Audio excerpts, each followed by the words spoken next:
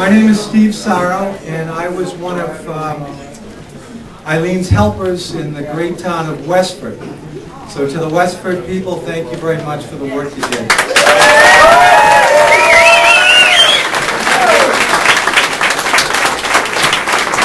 I know Eileen's going to thank our little town in a minute too.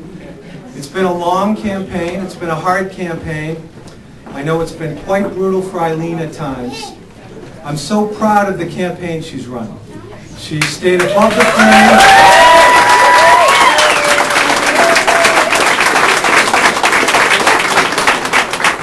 It's been difficult at times to not respond negatively when someone attacks you. That's a hard thing to do. Eileen is a person of the utmost integrity. It's almost like she was born to do this job. She's got the skill, the intellect, the interpersonal skills. Her communication skills are incredible. More importantly, at the ground level, she's very good one-on-one with people. So she is a perfect mix of intellectual abilities, and she will listen. And this was not a campaign about getting on TV and blowing the other guy out of the water. It was boots on the ground. She went door to door, and she reached down very hard. The volunteers did incredible amounts of work. And I know why I worked so hard for Eileen Donoghue. I worked that hard, and I know you all did this, not just in Westford, but the Lowell people, and Tingsboro, and Dunstable, and so on and so forth, because we believe in her, because I know she will do the job, and I know the way that she will represent this district when she gets down to Beacon Hill.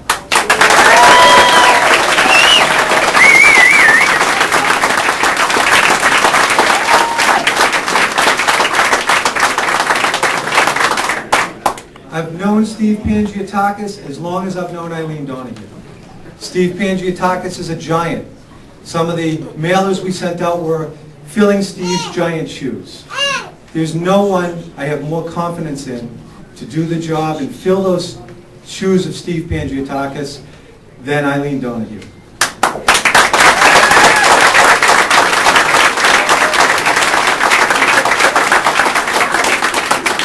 I'm very proud of all of you, the work we did, the combined effort. Now I'm going to bring up the mayor of Lowell. Is he ready for me? I'm right here. Jim Milanazo. Thank you, Steve, very, very much. You know, ladies and gentlemen, since I became mayor in January of this year, I've had the opportunity and the honor to do many wonderful, wonderful things. But I can't think of an honor that's more fitting tonight than having the opportunity to introduce our next Democratic candidate for State Senate, Eileen Donoghue. Before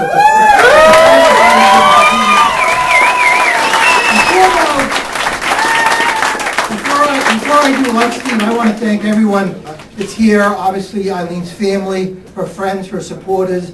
We worked hard because we believe in Eileen. A number of my colleagues are here. We've worked with Eileen for 12 to 14 years. We know her integrity, her honesty, her hard work, and her commitment, and that really did show through in this campaign. And I know one thing that Eileen would like us to do before she actually goes into the hall, if I could, is to ask us all to have a moment of silence in memory of PJ.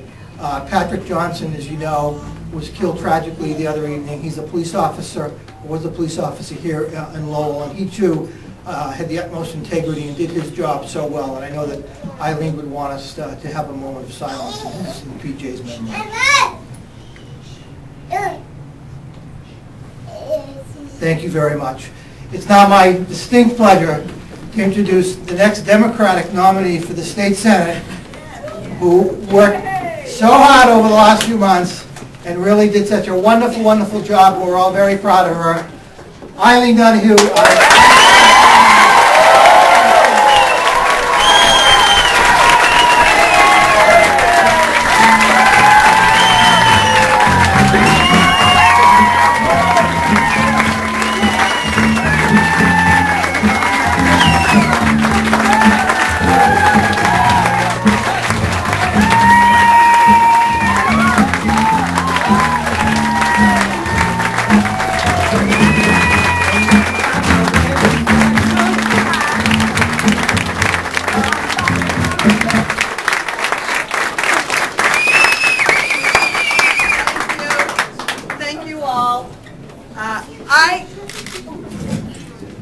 you all so very much. I can't tell you how heartwarming it is to look out and see all of you here. And really and truly, this is a victory for everybody here, everybody who has helped so much. I want to thank, first of all, my husband, John O'Connor, who has done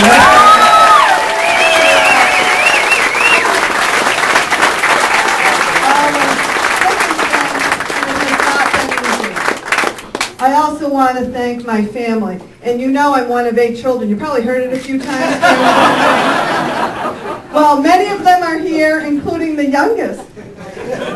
And he's been out campaigning very heavily, waving on corners. And I want to thank them because really and truly it does take a huge family. And I want to include in that family all of the volunteers who have worked hundreds and hundreds of hours.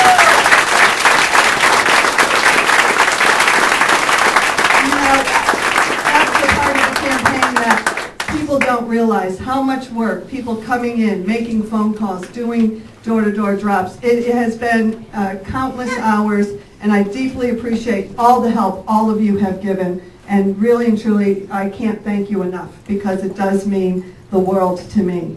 I also want to thank and single out my very young campaign manager who did a fantastic job.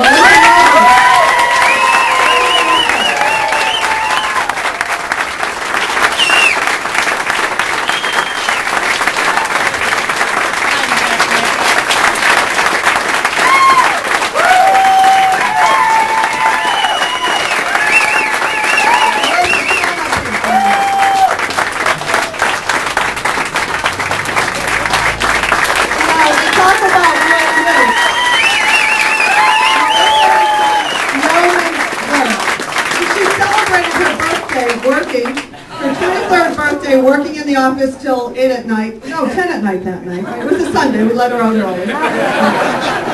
But, you know, she's been fantastic. And let me also recognize my staff, which are out of this world. Matt Gendron. Where's Matt?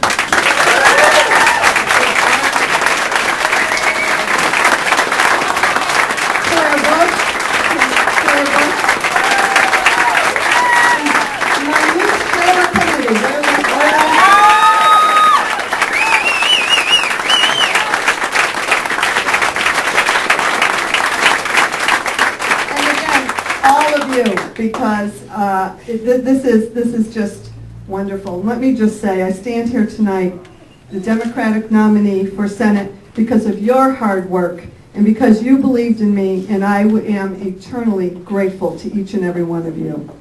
This has been a spirited race and certainly profitable for the post office. I look forward to the general election.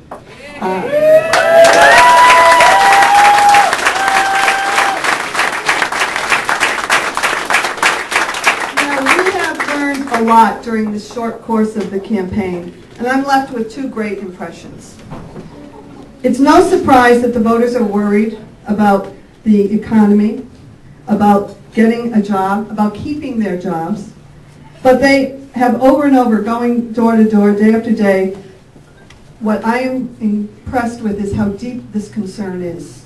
And every day that I've been out on the trail, I am reminded how serious the issues are that we're facing. The voters are concerned about health care. How are they going to afford it? They're concerned about how to juggle kids in college. They're concerned about how to take care of their aging parents. You know, you first hear about the challenges and the differences between our expectations from government and what people think they are getting in return from government. But the greater impression for me is the hope that people have in their voices for a brighter future. People want government to work, but they want government to work for them. What unites us is the true progressive spirit to make this country better for our children and for our entire nation. They and you know the difference between saying the right thing and making it happen. And there is much to do. I'll attempt to follow the great example of Senator Steve Panagiotakis. Where's Senator Panagiotakis?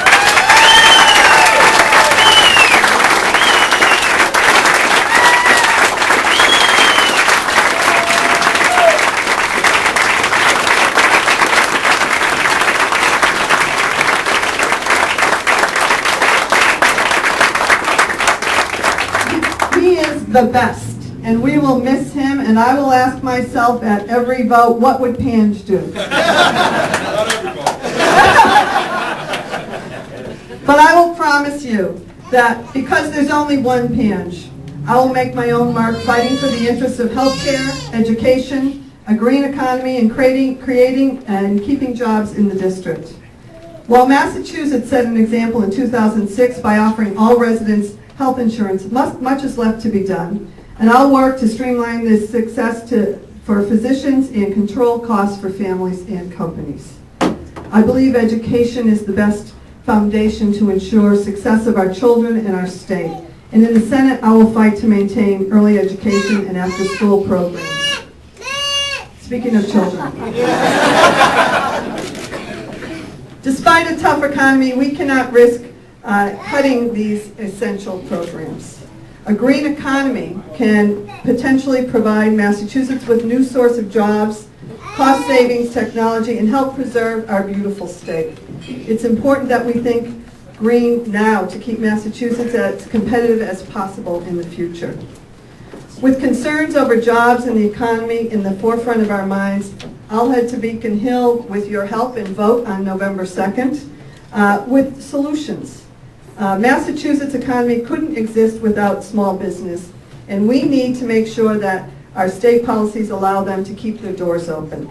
We also need to invest in workforce development and to retrain people who've been laid off. People want to work, and I'll work to make sure that they have every option to do so.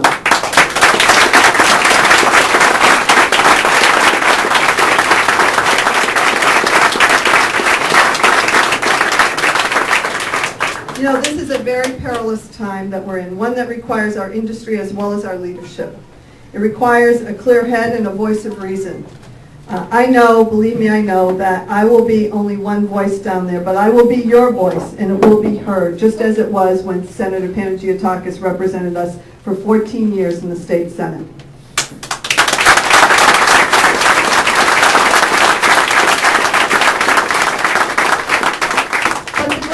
About this campaign is knowing that if elected that you will all be there right with me, and that is truly the best victory and blessing. We must right the ship, and I'll spend every waking moment working to make that happen. With your strength and your support, hopes and dreams, I hopefully will be your voice on Beacon Hill. I also want to make mention that before I came here tonight, I spoke with my worthy opponent, Chris Doherty, who sends his best and has pledged to work together, and I want to congratulate him on conducting a spirited campaign, and I know that he will continue to work very hard for the Democratic Party, as he has told me tonight, and we know that he will do it because no one has worked harder than him, and I mean that sincerely. So I want to give congratulations to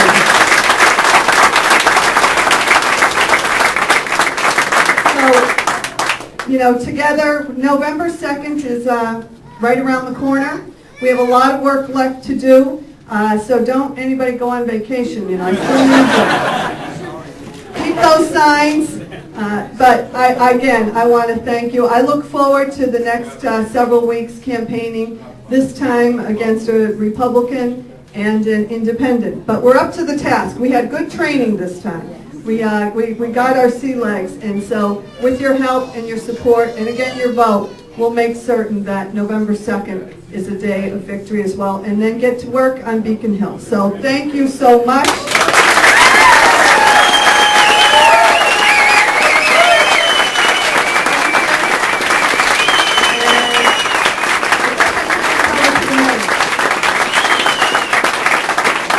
I'd ask to take questions, but you don't want to hear it.